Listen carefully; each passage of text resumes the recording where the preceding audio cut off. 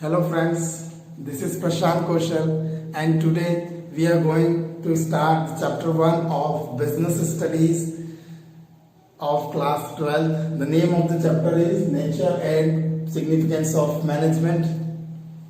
दोस्तों मैनेजमेंट हम सबकी लाइफ में कहीं ना कहीं हम इम्प्लीमेंट करते हैं। ऐसी कोई कंपनी नहीं है, ऐसा कोई इंस्टीट्यूशन नहीं है, ऐसा कोई इंडिविजुअल नहीं है जो मैनेजमेंट अपनी लाइफ में इम्प्लीमेंट नहीं करता है। हम सब लोग मैनेजमेंट पे काम करते हैं, बस हमें उसे रिकॉग्नाइज करने की देर है।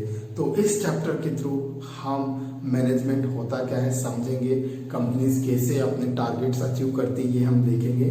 तो दोस्तों चलो चैप्टर स्टार्ट करते हैं। The first heading is introduction. Introduction Friends, no company is there who is achieving the goal by chance or with the luck. ऐसी कोई कंपनी जो अपने सारे टारगेट्स हैं वो लक के कारण अचीव कर रही है? No, they are achieving their targets by implementing the management, by applying the management. So friends, there is no company which is achieving the goals without management. Management has to be there. Friends, you know there are three types or three levels in a company: top level, middle level and lower level. ये तीनों level पर management काम करता है। सबसे ऊपर जो top level होता है वहां पर बड़े बड़े लोग रहते हैं, CEO, CFO, board of directors, promoters, ये सब मिलके प्लानिंग करते हैं। ये सब मिलके पूरी कंपनी का लॉन्ग रन और शॉर्ट रन प्लान बनाते हैं और उसके अकॉर्डिंग वो नीचे डेलीगेट करते जाते हैं मिडिल लेवल पे, और मिडिल लेवल उसको सीधे अप्लाई करता है, लोअर लेवल तक जाता है और वो इम्प्लीमेंट हो जाता है। सो this is how management work. So management कुछ प्रॉपर सीक्वेंसिंग में काम करता है। वो सीक्वेंसिंग क्या होती है? प्लानिंग करता है ना, हमें कितने प्रोडक्ट बनाने हैं, कितने समय में बनाने हैं, कितने लोगों के लिए बनाने हैं, दैट इज प्लानिंग। ऑर्गेनाइज, फिर उस प्लान के अकॉर्डिंग मटेरियल खरीदा जाता है और उस वर्क की साइज के अकॉर्डिंग स्टाफिंग की जाती है और फिर लोगों को प्रॉपर काम बांटा जाता है, that is called coordinating. And then we see how much work is done as per the plan, that is called controlling, and at last we take the decision. Okay, so here it is a proper sequencing of all these activities. The activities are planning, organizing, staffing, coordinating, controlling and resulting and decision making. So friends, management is the process of all these functions and every company applies this. आप देखो बड़ी बड़ी companies हैं, जैसे कि Google ले लेते हैं या फिर अपने इंडियन कंपनी में कोई सी भी आप देख लीजिए, टाटा जी की देख लीजिए, जितनी भी बड़ी बड़ी कंपनी, तो जितने बड़े बड़े लीडर्स हैं, जो ऑनर्स हैं या सीईओज हैं, they make some plan and they use all this steps, that is called management. So let's go to the second heading, that is modern concept और मीनिंग ऑफ मैनेजमेंट। दोस्तों modern concept बोलता है कि management is a process, it is a process of getting things done with the aim of achieving goals effectively and efficiently. एक बार फिर से देखते हैं मॉडर्न कॉन्सेप्ट या मीनिंग क्या है मैनेजमेंट की। Management is a process of getting things done with the aim of achieving goals effectively and efficiently. Friends यहाँ पर तीन वर्ड आए हैं, process. Management is a process of getting things done with the aim of achieving goals effectively and efficiently. तीन word कौन से हैं मैंने अंडरलाइन किया है, प्रोसेस, इफेक्टिवली एंड एफिशिएंटली। ये तीन वर्ड बहुत इंपॉर्टेंस रखते हैं मैनेजमेंट में। मैनेजमेंट में ये तीन वर्ड जो है प्रोसेस, इफेक्टिवनेस एंड एफिशिएंसी बहुत इंपॉर्टेंस रखते हैं। एक एक को समझते हैं। Management is a process. Management एक प्रोसेस है ना, प्रोसेस ही तो है। प्लानिंग होता है, स्टेप बाय स्टेप काम हो रहा है, पहले planning, then organizing, then staffing, then coordinating, then controlling and so on. So step by step काम हो रहा है, series of events, series of decisions are being taken, that is called process. Okay, एक steps में काम हो रहा है और obvious सी बात है ये continuous हो रहा है, so again it is a process. ऐसा थोड़ी कि एक दिन काम किया और एक दिन प्लान किया और हो गया, no, we have to continue with the planning, we have to continue with the implementation part also. So it is a process, it is a continuous running activity. That's why management is a process. It is a series of steps and events every organization takes. Clear? So it is a process. So three words are insisted. The first one is process. Second is effectiveness. Effectiveness का मतलब होता है कोई भी काम को हमें समय पे करना, वो तो आते ही, हमें गोल को समय पर अचीव करना पड़ेगा. So effectiveness is what?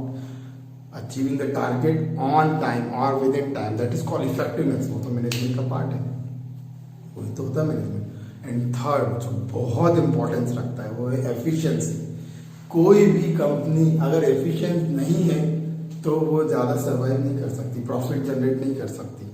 क्यों? एफिशिएंसी का मतलब होता है टाइम पे तो करना ही है, with minimum cost, with low cost और with optimum utilisation of resources. Wastage एकदम कम करना है या वेस्टेज जीरो करना है, zero wastage. Is it clear? So efficiency means what? With no और minimum cost and with optimum utilization of resources. Is it clear? So here we have seen three important word in the definition of management, that is process, effectiveness and efficiency. Next heading, the third heading, difference between effectiveness and efficiency. We will see the difference between effectiveness and efficiency. अभी हमने effectiveness और efficiency का meaning देखा है, चलो फिर से देखते हैं. Effectiveness means what? Completing the task within time. Completing the task within time or on time, no matter what is the cost. Cost कितनी भी हो कोई फर्क नहीं पड़ रहा. Effectiveness में, effectiveness is what? It is that completing the task on time. That's it, nothing else. Cost पे कोई फोकस नहीं. एफिशिएंसी का मतलब क्या होता है? It is meaning that completing task with minimum cost, optimum utilisation of resources and in an effective manner. Cost effective manner, सस्ते से सस्ते में अच्छे से अच्छा बनाना, that is called efficiency. Is it clear? So effectiveness में तो सिर्फ टाइम पे फोकस किया गया, कॉस्ट पे नहीं किया गया. यहाँ पर सभी चीजों पे cost, time, material, everything should be proper. Okay. The second difference is objective. Objective क्या है? ऑब्जेक्टिव है इफेक्टिवनेस का to achieve the end targets. इनको एंड रिजल्ट से मतलब होता है कि भैया हमें एक साल में 500 प्रोडक्ट बनाने, हमें बनाने बस कैसे भी. अब भले वो ज्यादा रिसोर्सेस लगे कम लगे, they are not focused, they are focused only on the end result. But here in case of efficiency they are focusing on to conduct the cost benefit analysis. वो कॉस्ट पे काम करते रहते हैं, ऐसा नहीं कि कॉस्ट ज्यादा लग रही तब भी काम चालू. No, they will analyse where is the हमारी कहाँ गलती हो रही है, हमारी कहाँ प्रॉब्लम आ रही है, कि हमारा मटेरियल वेस्ट हो रहा है, कहाँ पे यहाँ पे एम्प्लॉयज ट्रेन नहीं, क्या प्रॉब्लम है. They will see and they will analyse, that is called cost benefit analysis. So यहाँ पर अल्टीमेट ऑब्जेक्टिव क्या है? To do the cost benefit analysis efficiency में. Is it clear? Third difference, the last difference is main consideration. किस चीज पे main focus किया जाता है? Let us see. इफेक्टिवनेस पे मेन फोकस होता है doing the right task.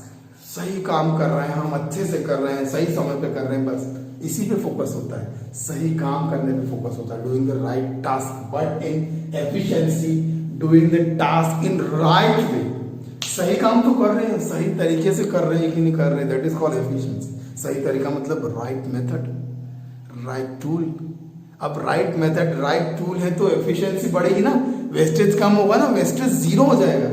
So very important point. Third point क्या है?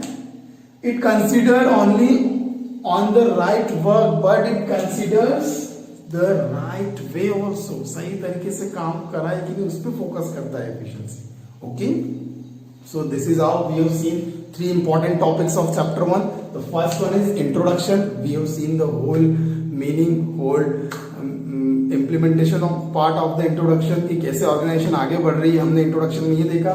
हमने सेकेंड हेडिंग में क्या देखा? मीनिंग देखा. मैनेजमेंट होता क्या है, इवेंट्स होते क्या है, प्रोसेस क्या होती है, इफेक्टिवनेस क्या होती है, एफिशिएंसी क्या होती है. And in the third concept, third heading, we have seen the comparison of effectiveness and efficiency. Okay, that's enough for the day. I will be coming with the new video for the next topics. Till then, bye. और दोस्तों last में ये भी कहना चाहता हूँ कि kindly subscribe the channel so that मेरी कोई वीडियो आप मिस ना करो, लाइक करो, शेयर करो और कमेंट करो. Thank you.